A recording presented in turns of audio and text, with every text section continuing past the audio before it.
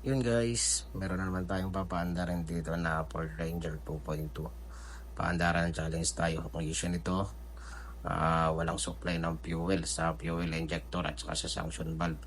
Yan, nakuha na natin ang trouble code, fuel volume regulator A, control circuit open. Ibig sabihin natin, hanapin natin yung wire na naputol dyan, bali wirings issue.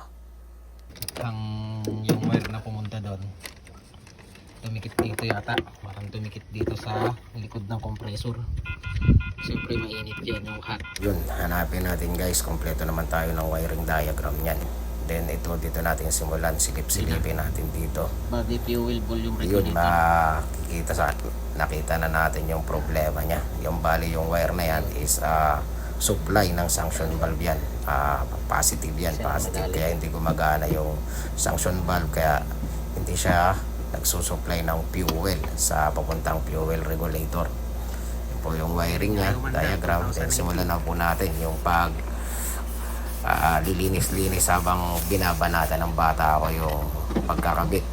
At saka bali pinas forward na po tayo, na wiring ko na po yung wire dyan sa baba, kaya binabalik na po namin yung mga pinaklas namin. Medyo mahirap po talagang mag wire dun sa ilalim kasi nasa ilalim ng compressor. Bali, history po nito ng sasakyan na to, biglang tumatakbo lang si bossing, bigla na lang huminto. Then inintay niya ako 1 week para gawin to, kasi syempre ang hamon natin no fix no pay. Tingnan natin kung yung ginawa natin.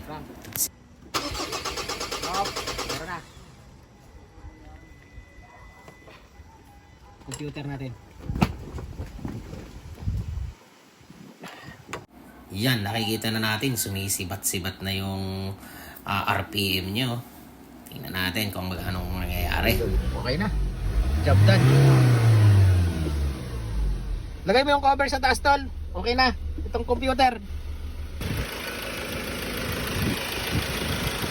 Job done.